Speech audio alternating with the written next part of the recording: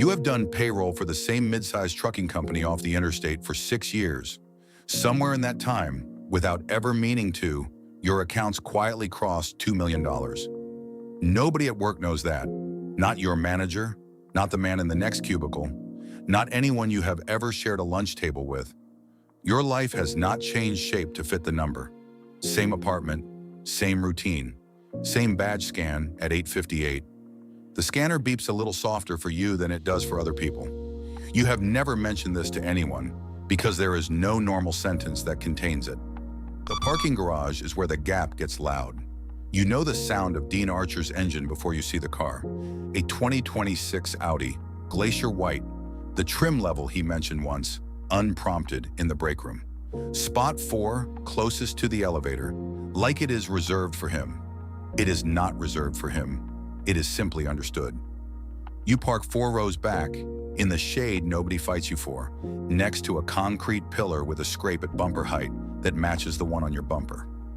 Your car turned 12 this spring. You paid it off in year 6, and the loan payment you stopped making has been quietly becoming someone else's problem to imagine ever since. Here's the honest math, because this is a finance channel and you deserve numbers. Dean's car ran $76,900 before tax. A loan like that at the rate everyone is paying this year is about $1,300 a month for 6 years. Insurance in that bracket, north of $200.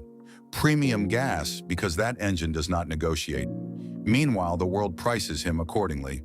The landscaper quoted him $900 for a job that ran you $4.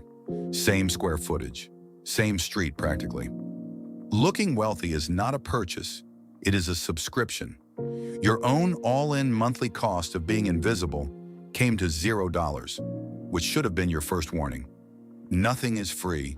Invisible is a service, and somebody was billing it. One night, under the covers so the screen will not wake anyone, you total Dean's visibility.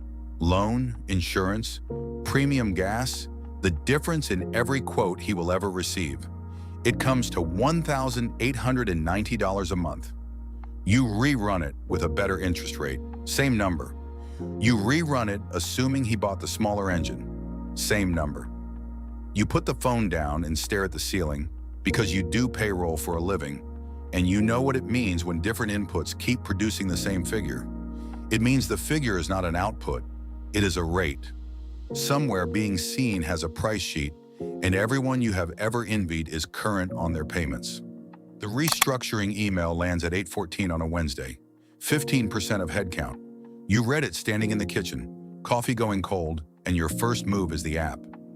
This is the part of the story where the balance is supposed to feel like shelter. It loads before you finish typing your password. You notice that. You open it again to check. It no longer asks who you are. $2,061,000 in change, sitting exactly where it always sits. And underneath the balance, in small gray letters you have never seen before, one line, no verification required. You are the only person who looks at this account. The app has simply stopped pretending otherwise. Dean does not survive the first round of cuts. You find out sideways, in the elevator, the way you find out everything there. Spot 4 sits empty, and you wait to feel something about that, and what arrives instead is a memo. The new org chart attached as a PDF. Your department is intact. Your box is on the chart right where it should be, reporting to the right person with the right title. There is no name in it, not removed, not misspelled, just a box holding a salary, doing payroll. At lunch, the deli guy looks straight through you and serves the man behind you, and you let him because the sandwich was $4 and your time, as of this morning, is technically free. Rent a storage unit that weekend. For the winter tires and the box of spare parts a 12-year-old car accumulates, the way other men rent boats. The facility has 12 units. 11 have cameras, keypads, and motion lights. Unit 12 has none of those, and the manager hands you its key without asking your name, which by now you have stopped expecting anyone to ask. Inside, previous tenants have left exactly 3 things: a torque wrench with the serial filed off, a jar of paper coupons, and a ledger. Columns for name, balance, and date of disappearance from the record. The balances are all crisp, 7 figures every row. The names have faded to blank. Not erased, faded. Ink does that, given enough quiet. The parking garage has 12 levels.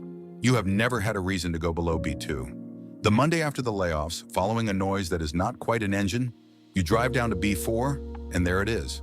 A beige Camry, 14 years old, current tags, no dust in a garage made of it. A man in a tan windbreaker stands at the elevator, not pressing the button, and the elevator comes anyway. The badge reader does not beep for him. It goes quiet, the way conversation dies when a certain kind of man enters a room. You understand looking at him that you are watching the finished version of what you have started. He did not lose visibility.